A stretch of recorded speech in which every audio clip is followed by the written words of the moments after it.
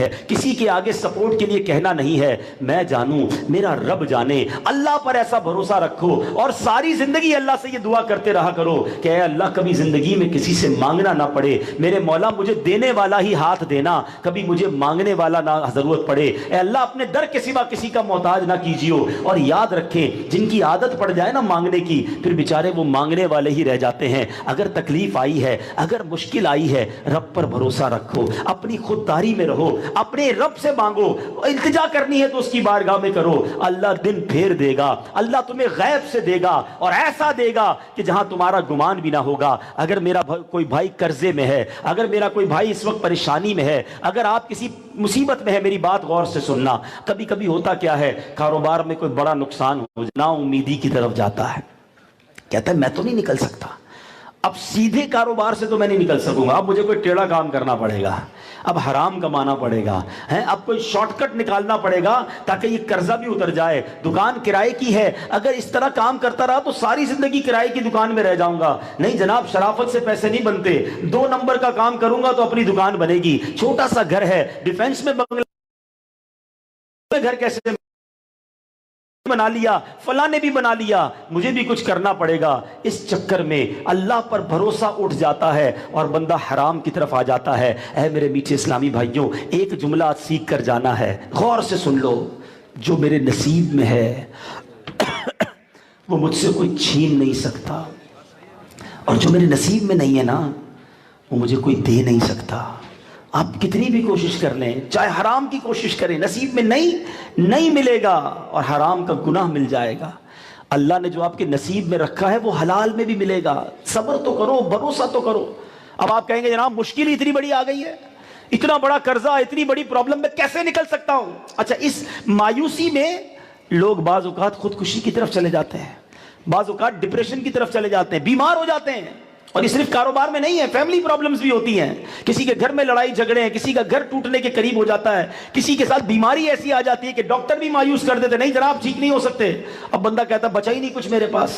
آؤ میں آج آپ کو ایک فارمولہ بتاتا ہوں, اور میں نہیں بتاؤں گا, قرآن کی زبانی بتاؤں گا. پہلے تو یہ سمجھ لو, مجھے آپ سے جواب چاہیے. جو مشکل آپ کے سامنے ہے, حضرت عبد الرحمن بن عوف کے پاس کچھ نہیں تھا, no bank balance, no property, not at all, کچھ بھی نہیں, ایمٹی ہینڈڈ, خالی ہاتھ آئے تھے. اور اکیلے نہیں, سارے مہاجرین صحابہ اس طرح آئے تھے. کیا سب معاذ اللہ مانگنے والے بن گئے؟ کیا سب روڈ پہ رہے؟ اللہ پر بھروسہ تھا, اللہ نے سب کو نواز دیا. ہمارے پاس پرابلم یہی ہے, ہمیں سب پر بھروسہ ہے, رب پر بھروسہ نہیں ہے. ہمیں اللہ پر اطمینان نہیں ہے, اللہ کے فیصلوں پر اطمینان نہیں ہے. سنو میری بات, اب میں سوال کر رہا ہوں آپ سے.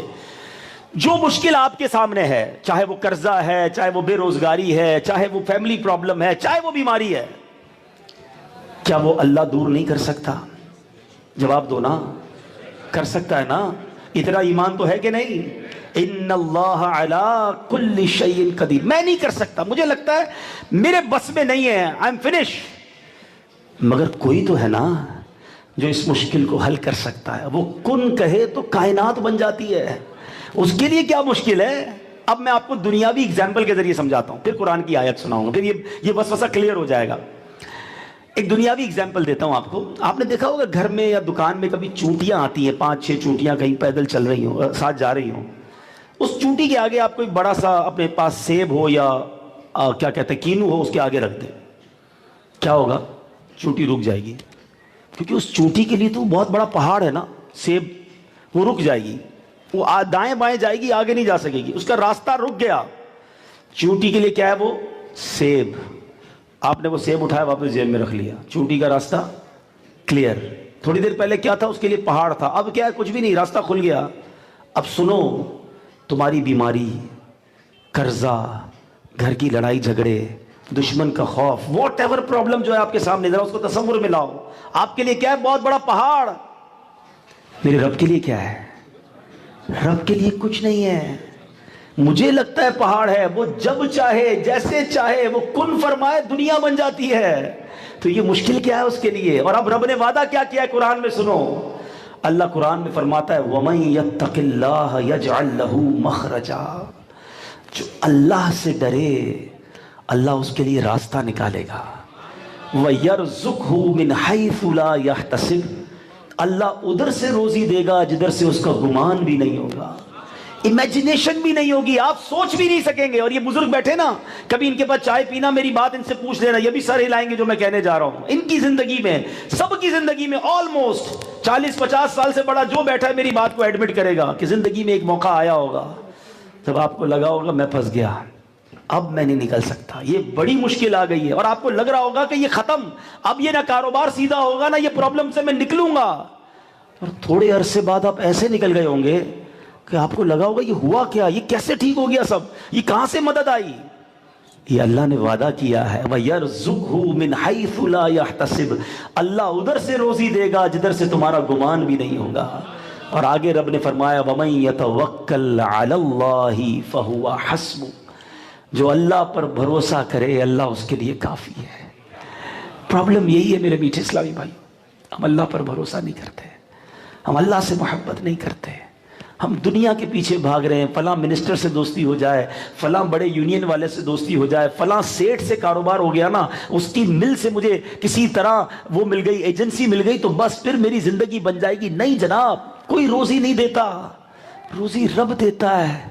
اگر اللہ پر مجھے بھروسہ ہے نا، ایک دروازہ بند ہوگا میرا رب 100 دروازے کھول دے گا۔ میں ایک ہی دروازے پر لا لگائے بیٹھا ہوں، اچھا اس نے ایجنسی ختم کر دی، میں بیمار ہو گیا کہ اب تو وہ کاروبار نہیں دے گا، میں تو تباہ ہو گیا، یہ آئٹم میری دکان پہ نہیں ہوگی تو میری مارکیٹ میں کیا ویلیو رہے گی؟ ارے نہیں، کوئی پرابلم، ایک دکان بند ہوئی، ایک ایجنسی بند ہوئی، ایک آئٹم بند ہوئی، اگر دوستی رب سے لگی ہوئی ہے اللہ تمہیں 100 دروازوں سے روزی دے گا۔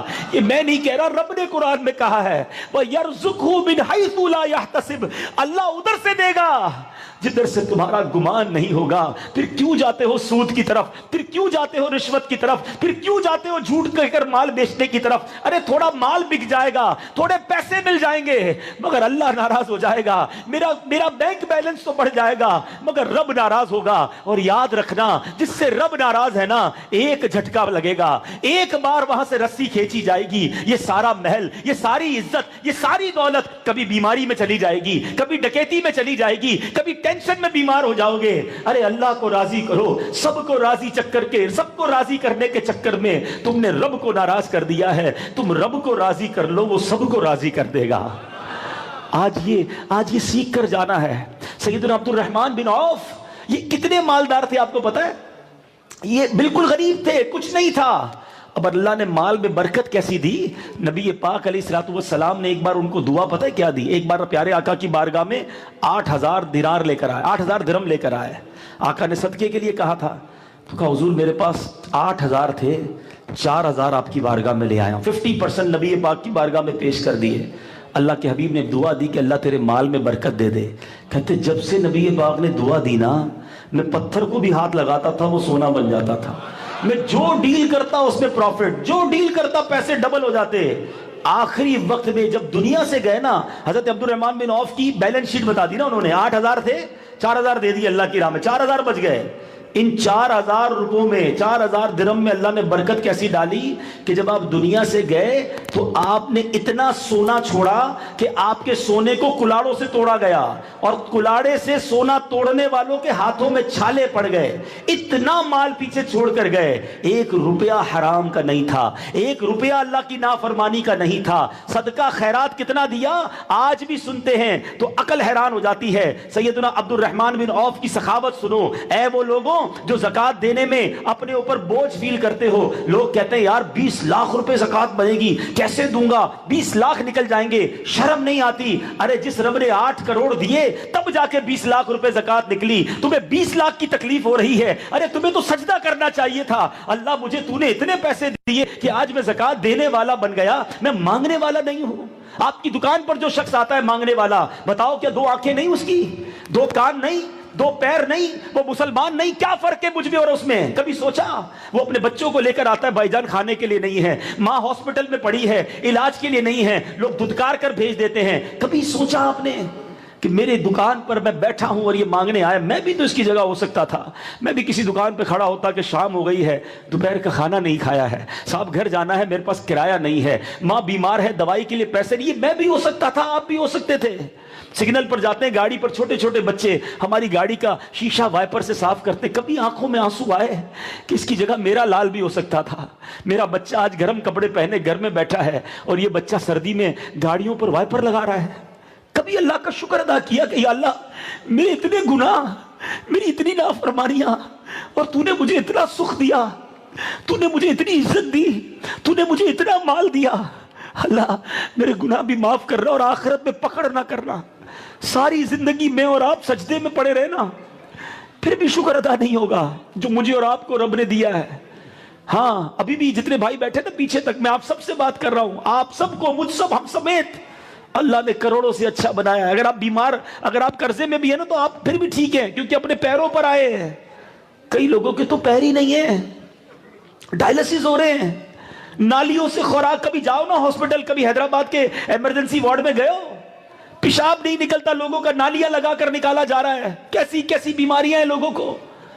میں اور آپ ان بیماریوں سے بچے, اللہ کا شکر نہیں, پھر بھی شکوے, پھر بھی شکایت, پھر بھی حرام روزی, پھر بھی اللہ کی نافرمانی, اور زکوٰۃ دینے میں برڈن فیل کرتے ہیں. ارے خدا کی قسم, جو اللہ کی راہ میں خرچ کرتا ہے نا, وہ خرچ کر کے سجدے میں گر جائے. اللہ تیری مہربانی, تو نے دینے والا بنایا, مجھے مانگنے والا نہیں بنایا. اللہ اور دیجیو, ساتھ دل بھی دیجیو, کبھی بخل نہ آ جائے, کبھی کنجوسی نہ آ جائے, کبھی تیری راہ میں خرچ کرنے کو باہر نہ سمجھوں. میرے مالک, جب بھی خرچ کروں خوشی کے ساتھ خرچ کروں. یقین کرو یہ اللہ کی راہ میں خرچ کرنا ہمیں 1 روپے کا ثواب نہ دیتا نا مالک, پھر بھی ٹھیک تھا, کیونکہ اسی نے پیسے دیے تھے. مگر اس کی کرم نوازی تو دیکھو, کہتا ہے 1 خرچ کرو, اس کے بدلے 10 دوں گا. ہے کوئی جو اللہ کو قرض دے؟ اللہ قرض فرما رہا ہے, اور قرض کا لفظ قرآن میں اس لیے لایا گیا تاکہ دینے والا یقین رکھے کہ اللہ واپس لوٹائے گا, بہترین لوٹائے گا. مگر نہیں جناب, اپنے ہی پیسے گنتے رہیں گے, اپنی بیلنس شیٹ بناتے رہیں گے, غریب کی مدد نہیں کریں گے, زکوٰۃ پوری نہیں نکال. ارے زکوٰۃ تو زکوٰۃ اور دو, نیاز بھی دو, صدقہ بھی دو, پھر بھی شکر ادا کرو.